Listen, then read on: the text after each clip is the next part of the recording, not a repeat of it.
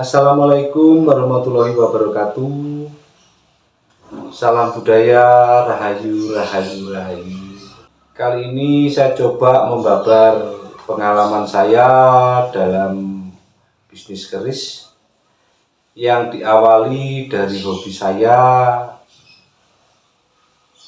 mengumpulkan barang-barang lama yang sekarang khususnya keris.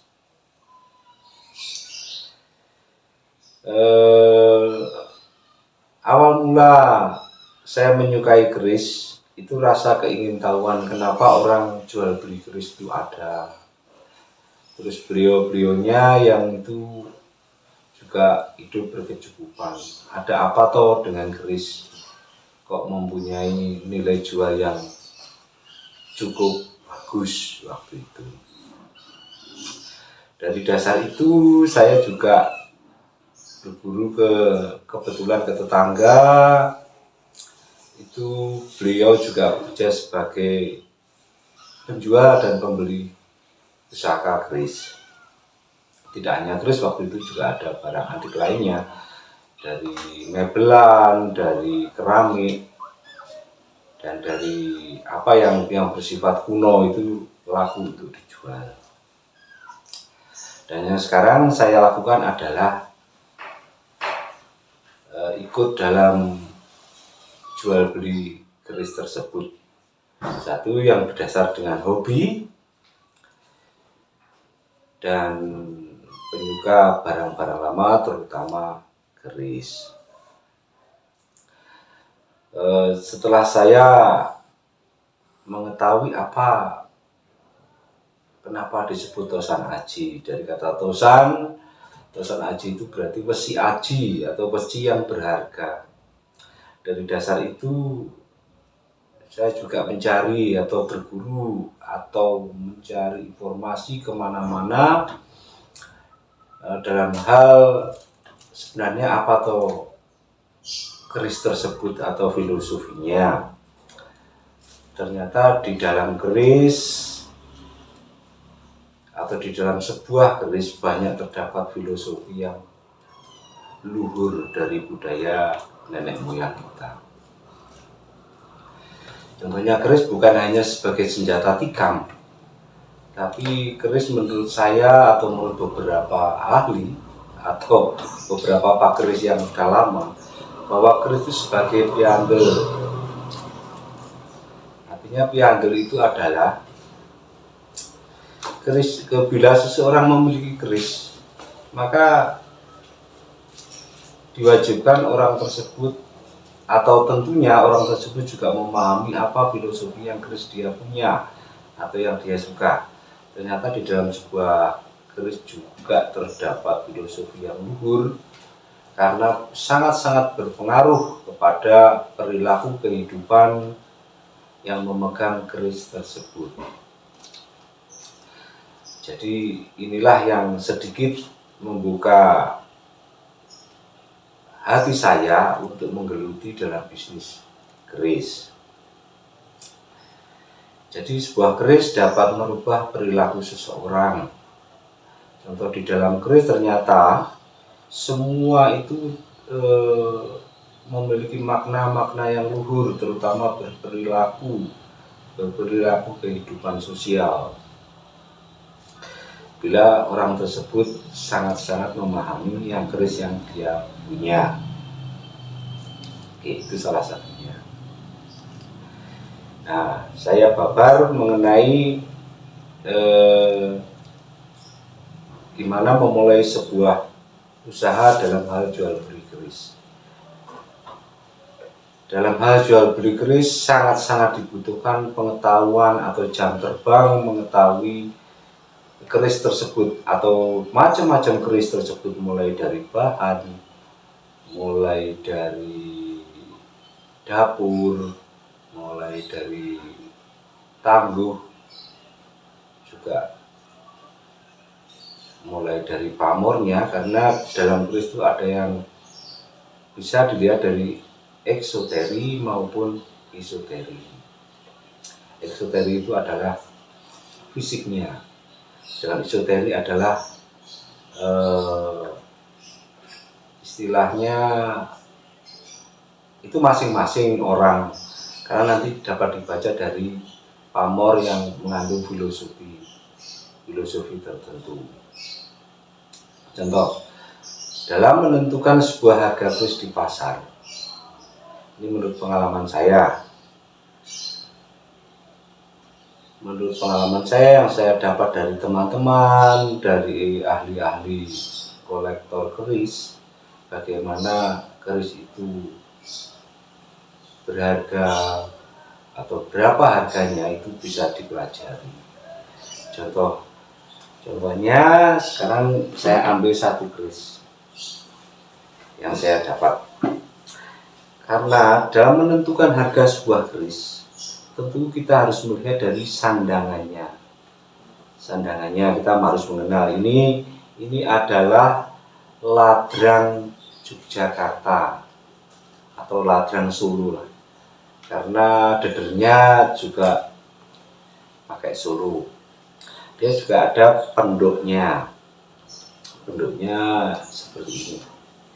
Ini adalah yang nanti salah satu poin penting dalam hal menentukan harga keris tersebut atau mahar keris tersebut. Karena dari pendok, dari warangka atau kayu yang dipakai, juga dedernya, terus ada mendak, itu juga pengaruh. Kalau dari perak, dari ini juga meningkatkan nilai sebuah keris tersebut. Itu dari sisi luar. Terus ada lagi yang dari sisi dalamnya, yaitu dari bahan besinya, pamornya, keutuhannya, seperti itu. Itu dapat didapat dari jam terbang yang tinggi ilmu tersebut, dari banyak tanya-tanya ke teman, sering komunikasi dengan teman juga, dengan kolektor, atau kita bisa melihat dari orang yang di pasar itu berbicara atau mengomentari sebuah keris itu akan membuat patokan nyata seperti itu. Maka dari itu kita dapat menentukan berapa harga keris tersebut.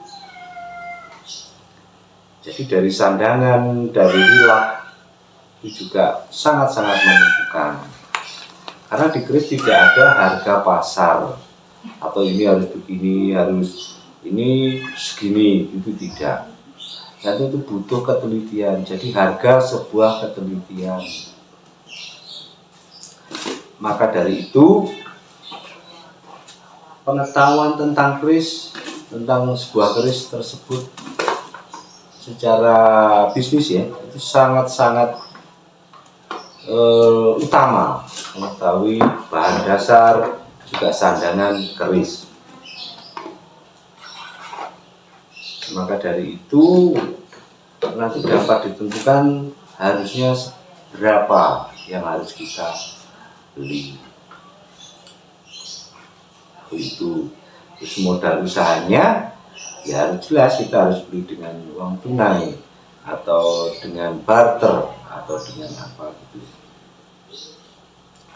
Untuk pemasarannya sebuah keris tentu kita harus zaman sekarang kan sudah sangat mudah ya, di media sosial juga tersedia melalui Facebook, melalui WA, atau grup-grup WhatsApp lainnya yang sesama pecinta atau sang haji. Itu tidak terbatas di lokal Malang saja, karena saya berdomisili di Malang, tapi juga di luar kota. Bisa sharing, bisa saling apa yang dibutuhkan sana sini, gitu kita bisa menyediakan kalau kita punya barang tersebut. Itu. Jadi kalau saingan usaha praktis di dalam keris tidak ada, karena wilah sandangan itu pun kalau sesama ahli keris akan sudah tahu berapa harganya yang harus dimahari seperti itu. Kecuali ada pemula atau penggemar baru, kita juga perlu mengarahkan terus terus menghibur beliau supaya tidak kecewa ya. Kita kasih barang yang asli dengan harga yang sewajarnya seperti itu. Nah, begitu. Intinya kita dalam pemasarannya harus sering-sering komunikasi, tapi ya lewat media sosial seperti itu. Jadi di dalam keris ini bisa dikatakan adalah hobi yang bisa menghasilkan. Contohnya saya juga jadi pegawai, tentunya tidak setiap hari saya harus bergulat dengan keris, harus cuma bisa setiap hari itu melihat atau mencari informasi di grup media sosial tersebut. Dan kalau kita perlu ketemuan, kita juga bisa menggunakan waktu luang, mungkin kayak saya di hari Sabtu dan Minggu. Nah, contoh di awal saya dengan modal sekitar 7,5 juta waktu itu, sekarang sudah berjalan 6 bulan, saya sudah dapat menghasilkan beberapa keris ya. Ada sekitar 15 keris yang bernilai sekitar 36 jutaan. Jadi menurut saya itu cukup baik, cukup bagus untuk bisnis ini, karena jenis kebutuhan atau itu juga sangat-sangat mempengaruhi. Kalau seseorang pecinta, kita diterpa kebutuhan yang mendesak, akhirnya kita jual keris yang di luar harga pasar atau di luar ekspektasinya seperti itu. Jadi tinggal kebutuhan kita pinter-pinter memanage di dalam hal antik.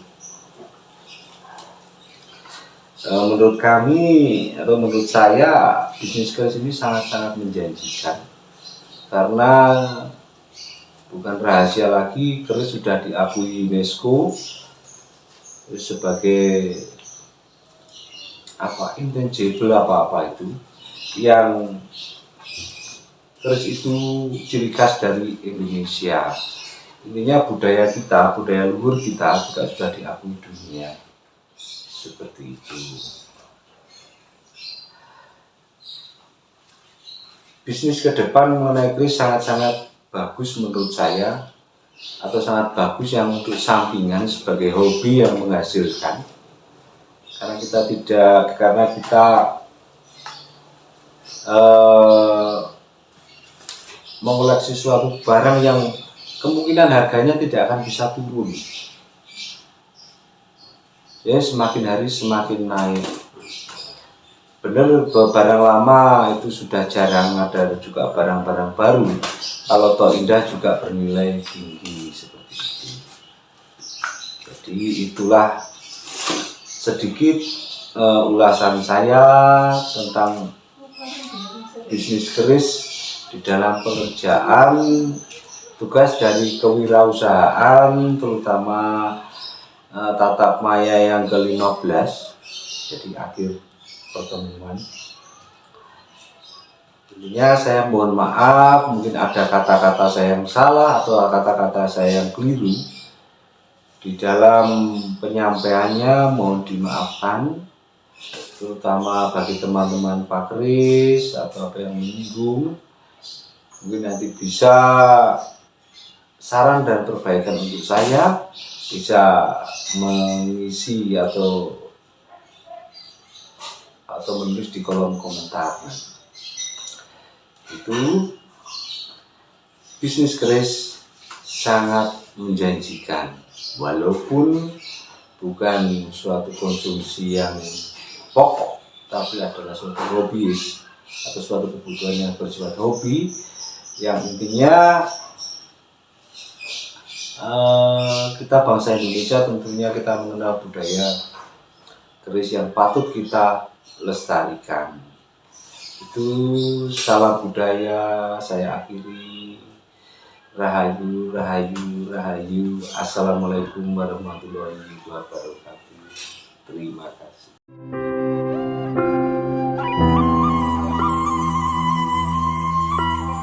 Ku pasti dia